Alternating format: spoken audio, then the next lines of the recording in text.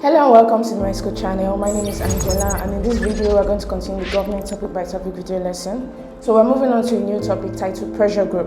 So we're going to talk about interest groups that seek to influence government decisions. So please stay with us, don't go anywhere. We'll be right back.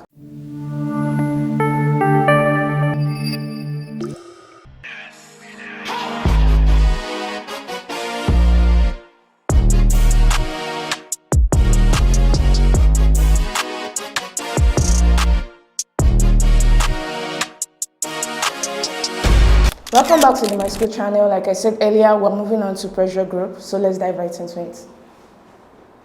Alright, so here's a list of the things we're going to discuss in this video lesson. We're going to discuss the definition, types, functions or importance, the factors that aid the effective operation of pressure groups. We're going to discuss the limitations to the activities of pressure group, the techniques employed by pressure groups to achieve their objectives, the danger posed by the activities of pressure groups, and the difference between political parties and pressure groups. So let's begin with the definition of pressure groups. Okay, pressure groups are organized associations that seek to influence government policies, legislations, or actions without directly seeking political office. So what they essentially do is that they try to influence the policies made by the government. They also try to influence the activities of legislators as they make laws within the country, as well as the actions of governments. The reason why they are doing all of this is to advocate for their interests within the society. And they do all of this without directly seeking political office. They do not take any office within government. They just try to influence the activities of those that are already in office. They are any organized group in a democratic system that tries to or exerts influence or lobbies for the benefits of its members. So what they are seeking to do is to advocate for the interests, for the benefits of the members of that pressure group. They can also be referred to as interest or advocacy groups because they organize themselves around a particular interest for the purpose of influencing government policy around that interest. So it's all about their interest, the interest of the members of that group. Now let's move on to the next slide. All right, we are going to discuss why pressure groups are formed. One of the reasons why they are formed is that they help to represent the diverse interests in society.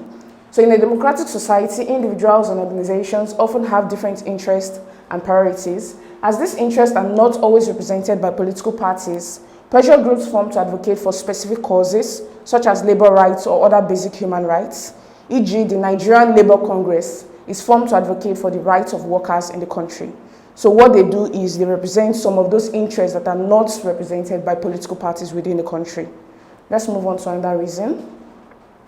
Okay, so pressure groups are also formed as a result of the existence of political freedoms. So democracies typically provide freedom of speech, freedom of association, and the right to peaceful assembly. So all of these rights exist within the society and they allow pressure groups to be formed. Without these rights, pressure groups cannot be formed because in a country where these rights are not allowed, nobody is allowed to criticize the government or advocate for their interests within that society. So these freedoms allow individuals to form groups and express their views. Pressure groups that emerge out of dissatisfaction for the current state of affairs in the nation rely on these basic freedoms to express their grievances. So without the existence of these rights in a democratic society, there will be no pressure group. Now let's move on to another reason why pressure groups are formed. Okay, pressure groups are formed in order to advocate for economic and social change. Rapid changes in economic, social, or technological spheres often lead to the formation of pressure groups. So economic inequality, social inequalities, or technological disruptions can create new challenges and opportunities that necessitate advocacy. So with the constant change in the economic situation in the country, with change in the social relationships within the society, and as a result of technological advancements within the society, you need to start advocating for new rights, new interests, new policies to be made in order to align with the changing times. And you need pressure groups to do that. These pressure groups help to represent certain interests within the society. Now let's move on to another one. Okay, pressure groups can also be formed to protect the fundamental human rights of citizens from being abused by government officials and powerful individuals in the society. So civil society organizations like CIRAP, which is the Social Economic Rights and Accountability Project, and Human Rights Watch in Nigeria are examples of such pressure groups. So these pressure groups help to protect human rights from being abused within the society. Whenever they see that a government official has abused the rights of the citizens within that country, they come out to advocate for them. They can help to provide lawyers who can help to represent them in the court of law in order for them to seek redress. So this is one of the reasons why pressure groups are formed. Let's move on to another one. Okay, pressure groups are also formed as a result of the need for education and awareness in the society.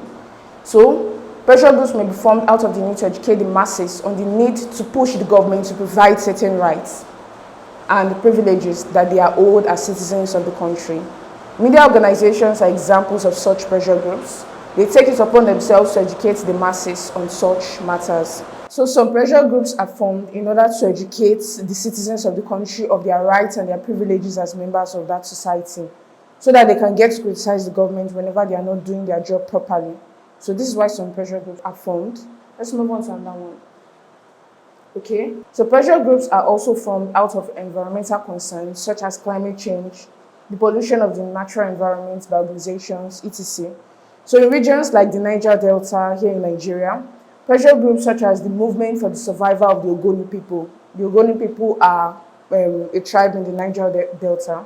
So they emerged to advocate for the environmental protection and equitable resource distribution within the country.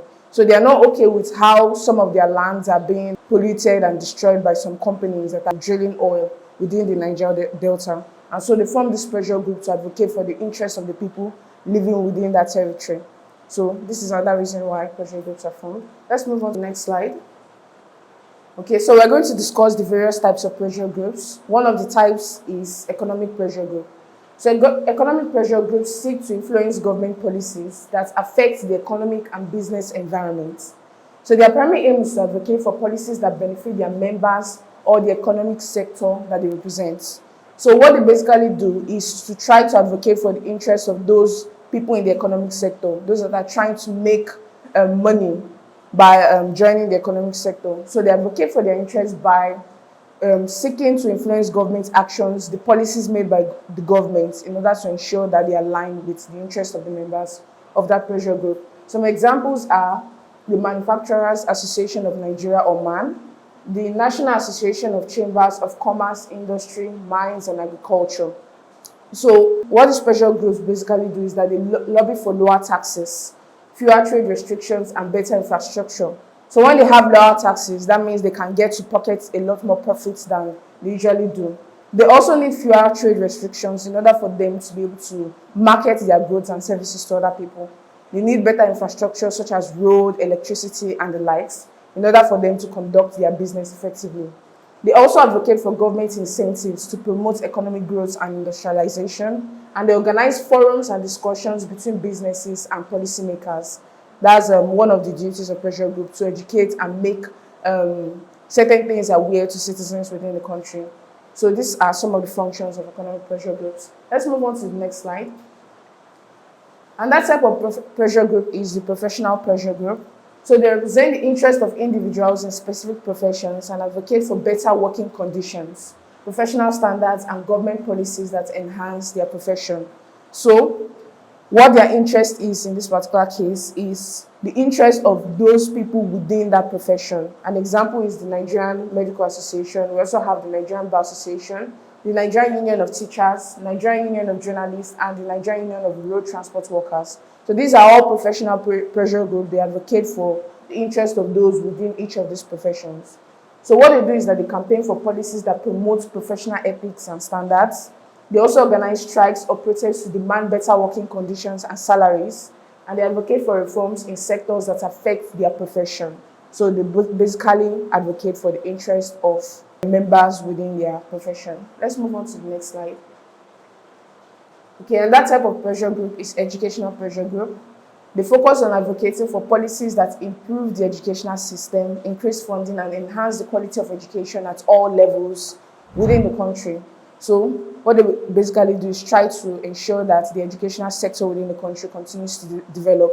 So they advocate for their interests within the education sector. Examples of educational pressure groups in Nigeria include the Academic Staff Union of Universities, ASU, the Non-Academic Staff Union of Universities, NASU, and the National Association of Nigerian Students, NANS. So what they do is that they organize protests and strikes to push for better funding for universities and improved academic conditions. They also engage in negotiations with the government regarding educational reforms, and they mobilize students in demonstrations to demand the protection of students' rights and welfare. So This particular function is the function of the Nigerian Association of Nigerian Students. So both lecturers, non-academic staff, and the Nigerian students all create pressure groups that help to improve the educational sector from their various points of view. So now let's move on to another type. So we also have labor pressure groups. Labor pressure groups advocate for the rights of workers. They focus on advocating for better wages, improved working conditions, and the protection of the rights of workers. So what they focus on now is ensuring that workers within the country continue to be treated fairly within that country. Examples include the Nigerian Labour Congress and the Trade Union Congress in Nigeria. So they organize nationwide strikes and protests to demand better wages and labor rights. They also negotiate with the government and employers on labor laws, minimum wage, and other worker-related issues, and they mobilize workers to resist unfair labor practices. So these are the functions of labor pressure groups. Let's move on to another one. Okay, we also have promotional pressure groups, which are primarily concerned with promoting specific causes or issues. So they look for a cause within the society that they need to fight for and focus on that. They try to advocate for policies that help to favor this particular cause. They are not necessarily concerned with benefiting their members directly. So the members within that pressure group may not receive direct benefit from the cause they are fighting for. But they focus on broader societal causes such as environmental protection or human rights. Examples include the Socioeconomic Rights and Accountability Project that focuses on ensuring that the socioeconomic rights of citizens within the Nigerian society are respected by the government. Then we also have Environmental Rights Action of Friends of the Earth Nigeria. So what they do is to advocate for environmental rights within the Nigerian society. So what they do is that they organize campaigns and public awareness programs on specific issues such as corruption, human rights, and environmental degradation. Remember, we said that this particular pressure group, they do not focus on the interests of their members, but rather the interests of the citizens within the country. So their primary aim is to make the citizens aware that they have certain rights that need to be protected. They also lobby the government to implement laws that support their causes. Then they also file lawsuits and legal challenges against entities violating rights or environmental standards. So whenever they find organizations or firms within the country that are not following the normal ethical standards within the country, they file for lawsuits so that they can be punished for their actions. So let's move on to another type of pressure groups. We have social pressure groups. Social pressure groups advocate for the social welfare and rights of specific groups within the society. They focus on issues such as poverty alleviation, gender equality, and social justice. So they fight for the basic human rights of people within the society, the welfare of the citizens within a particular society. Examples include Women's Rights Advancement and Protection Alternative, or WAPA, and the Civil Society Legislative Advocacy Center, or CISLAC. So what they do is that they campaign for legal reforms to address issues like domestic violence, child marriage, and women's rights. They also organize workshops, rallies, and awareness programs to promote social change, and they advocate for the protection of the rights of marginalized and vulnerable groups within the society. So they focus on social rights within society and the welfare of the citizens. Let's move on to another one. And that type of pressure group is the religious pressure group. They represent the interest of religious communities and often advocate for policies that reflect their religious values. So they also play a role in national moral discourse. So what they basically do is to ensure that the moral aspects of the societies continue to be paid attention to in the national discourse. Examples include Christian Association of Nigeria, or CAN, and the Supreme Council for Islamic Affairs. So what they do is that they advocate for religious freedom and the protection of religious institutions within the society. They also engage in interfaith dialogues to promote peace and understanding among religious communities. So these different organizations try to come together to discuss issues that can seek to divide them as members of the society. They help to organize negotiations and dialogues concerning the differences within the society. They also influence government policies on issues like religious education and moral legislation. Let's move on to another type of pressure groups. Okay, we also have anomic pressure groups. Anomic pressure groups are spontaneous, informal, and often unorganized. They emerge in response to immediate issues or grievances. So these groups usually form during times of social unrest or economic distress and are often driven by collective dissatisfaction rather than formal leadership or membership. So some of the protests, some of the strikes we have here in this country, they are usually organized by anomic pressure groups. These anomic pressure groups are temporary, they are short-lived.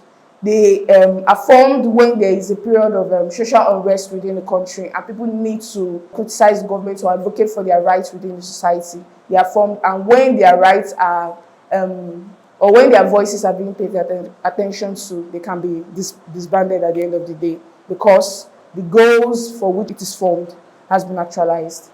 Examples of anomic pressure groups include Occupy Nigeria movement, which occurred in 2012, the Bring Back Our Girls campaign in 2014, the EndSARS movement in 2020, and End Bad Governance in Nigeria movements in 2024.